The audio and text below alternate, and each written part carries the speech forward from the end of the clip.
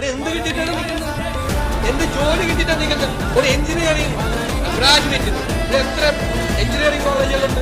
ഒരു engineering graduate ജോലി കൊടുക്കാൻ പറ്റിയ എത്ര പൊതുവേല സ്ഥാപനങ്ങളുണ്ട്?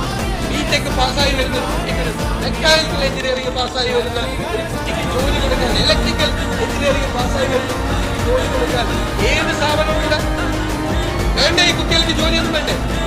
25 കൊല്ലം പുറകെ നടക്കുന്ന കേരളം. ഞങ്ങൾ അതിനല്ല വന്നിരിക്കുന്നത്.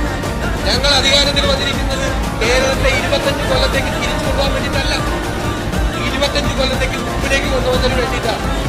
കേരളത്തിൽ എംപ്ലോയ്മെന്റ് ജനറേഷൻ ഉണ്ടാക്കി, സമ്പദ്ഘടനയെ ഉത്തേജിപ്പിച്ച് പണം ഉണ്ടാക്കി പാവപ്പെട്ടവരെ സഹായിക്കാൻ വേണ്ടിയിട്ടാണ്. ഈ പണം കൊണ്ട് വെൽഫെയർ പ്രോജക്റ്റുകൾ നടപ്പാക്കും. 5 പൈസ കയ്യിലില്ല, എന്നിട്ട് വീണ്ടും പഴയതുപോലെ ആവണം. അതിനല്ല ഞങ്ങൾ വന്നിരിക്കുന്നത്. ഞങ്ങൾ ഇതെല്ലാം ജനങ്ങളോട് തെരഞ്ഞെടുപ്പിന് മുമ്പ് തന്നെ പറഞ്ഞിട്ടാണ് വന്നിരിക്കുന്നത്.